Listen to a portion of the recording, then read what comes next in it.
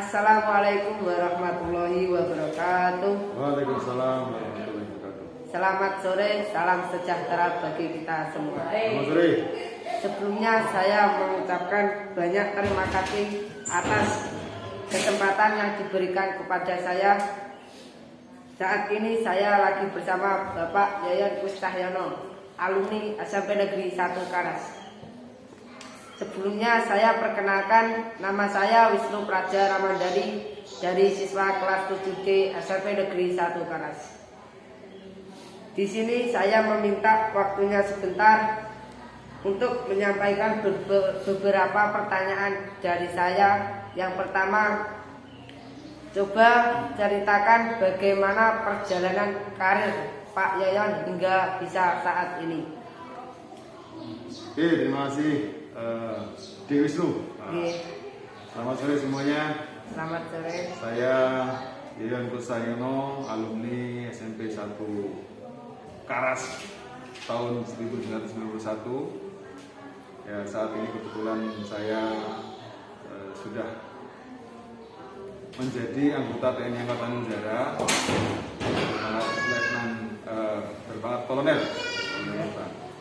Terkait dengan perjalanan karir saya sebagai seorang militer sampai dengan saat itu saya setelah lulus dari SMP 1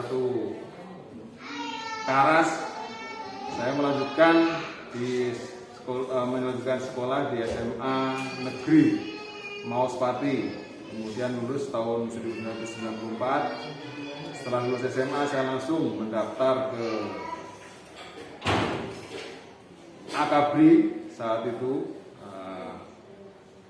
mendapat ke Akabri, kemudian saya kebetulan diterima di Akabri Angkatan Udara. Kemudian saya selama 4 tahun di Akabri Angkatan Udara, kemudian lulus di tahun 1997. Setelah lulus tahun 1997, saya melanjutkan pendidikan di Sekolah Penerbang TNI Angkatan Udara. Sekolah Penerbang TNI Angkatan Udara, kemudian saya lulus di tahun 1999, dan saat itu berpangkat Letnan 2, langsung ditugaskan di Skadron Udara 5 di Makassar dengan mengawaki pesawat Boeing 737-200 intai strategis. Saya berjalannya sebagai karir saya sebagai seorang penerbang itu mulai dari tahun 2000 sampai dengan saat ini. Terakhir saya menjabat sebagai Komandan Skadron Udara 5 tahun 2015 sampai 2016. Kemudian terakhir kemarin sebagai Komandan Wing Udara 5 dengan berpangkat Kolonel Penerbang, yaitu tahun 2019 sampai 2020. Kemudian sekilas perjalanan saya mulai dari SMP sampai dengan saat ini, perjalanan karir seperti itu.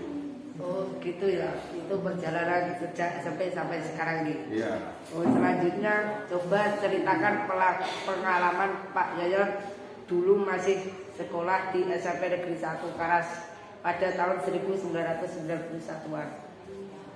Saat itu di SMP Karas, saat itu masih sebagai SMP 3 Karangrejo. Oh, dulu jadi masih SMP 3 Karangrejo, saat ini baru SMP 1 Karas. Tapi saat saya waktu tahun 1991 itu adalah SMP 3 Karangrejo.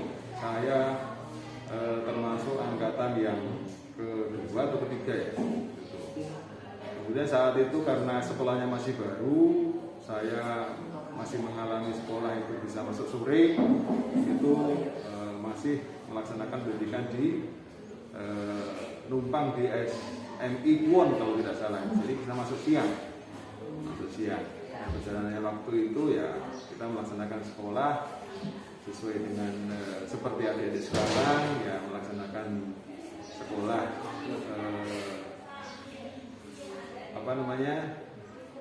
sewajarnya ya, namanya anak sekolah ya tugasnya belajar dan belajar.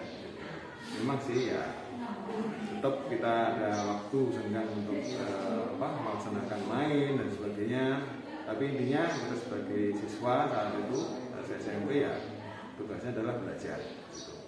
Jadi dulu itu namanya masih SMP Negeri 3 SMP Karangrejo. Negeri 3 Karangrejo. Udah berubahnya pada tahun berapa? Wah, itu tidak, saya kurang tahu ya. Kayaknya setelah Karas itu sebagai kecamatan itu mungkin berubahnya saat itu. Tapi aku juga saat itu saya belum tahu berubahnya menjadi SMP 1 Karas itu tahun berapa. Mungkin nanti bisa ditanyakan ke Bapak Kepala Sekolah. Oke. Selanjutnya, apa saja hambatan Bapak dalam meraih cita-cita ini? Terkait dengan hambatan yang saya alami, banyak sekali. Yang namanya juga perjalanan di dalam menempuh karir, menempuh cita-cita, ada banyak hambatan, baik hambatan internal maupun eksternal. Terkait dengan internal mungkin ya sebagai manusia, sebagai pribadi, ya, memang hambatannya adalah menghadapi rasa malas, menghadapi hawa nafsu, pengen enak dan sebagainya, atau pengen santai dan sebagainya. Itu adalah merupakan hambatan-hambatan yang datang dari internal kita. Yaitu kita harus bisa bisa memerangi ataupun bisa menanggulangi gimana rasa malas untuk belajar, gimana rasa malas untuk latihan, gimana rasa bosan, rasa malas untuk beraktivitas dan sebagainya.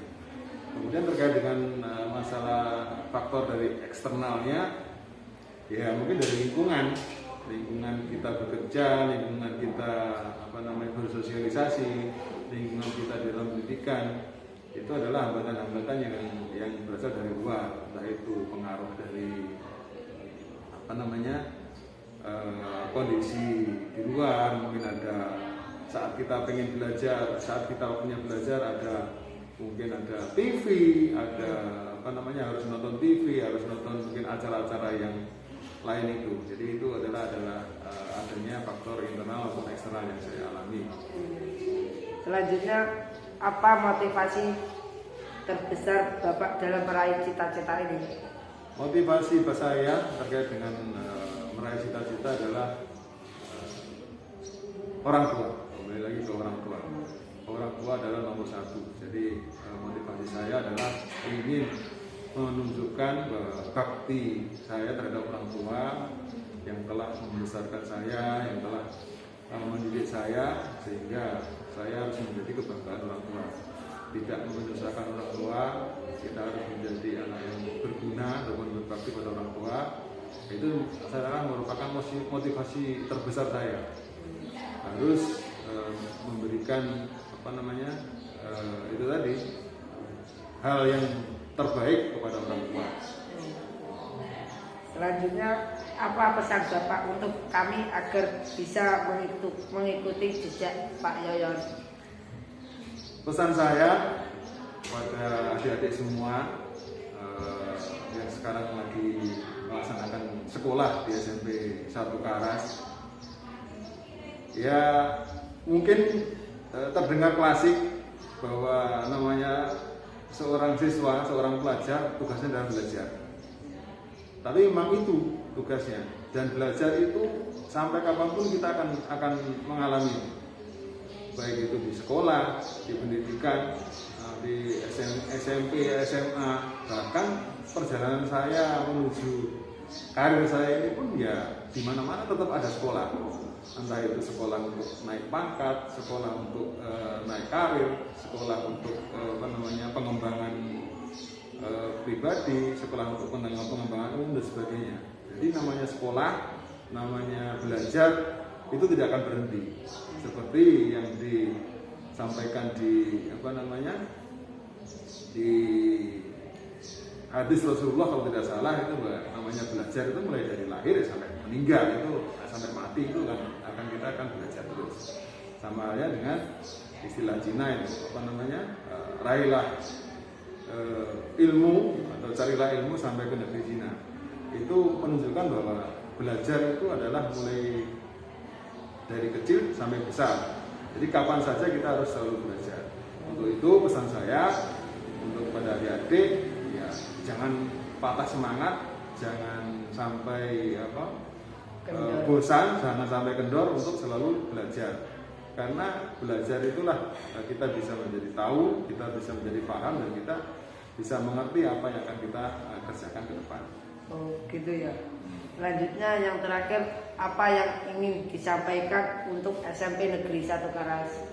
Untuk yang akan bisa saya sampaikan terkait dengan SMP Negeri 1 Karas, atau saat itu alma mater saya SMP 3 Karangrejo, SMP Negeri 1 Karas, saya ucapkan terima kasih yang setinggi-tingginya, terima kasih yang sebesar-besarnya yang sudah mendidik saya sehingga saya bisa berkarir seperti saat ini. Kemudian juga terima kasih kepada Bapak dan Ibu guru saya yang sudah mendidik saya, memberikan ilmu sehingga saya bisa mencapai cita-cita saya seperti saat ini. Dan saya juga sampaikan kepada SMP Negeri 1 Karas agar tetap semangat, kemudian tetap menjadi yang terbaik, tetap memberikan yang terbaik untuk semua anak didiknya, sehingga keluaran ataupun alumni dari SMP Negeri 1 Karas bisa berprestasi dan bisa menjadi pribadi-pribadi yang berguna bagi nusa dan bangsa. Oke, demikian kesempatan kali ini kami mengucapkan banyak terima kasih kepada Bapak Yayan. Sama-sama. Semoga kita selalu diberikan keselamatan, kesehatan, dan kesuksesan. Amin. Amin. Banyak salahnya dari saya minta maaf yang sebesar-besarnya. Assalamualaikum warahmatullahi wabarakatuh. Tetap semangat. Semangat.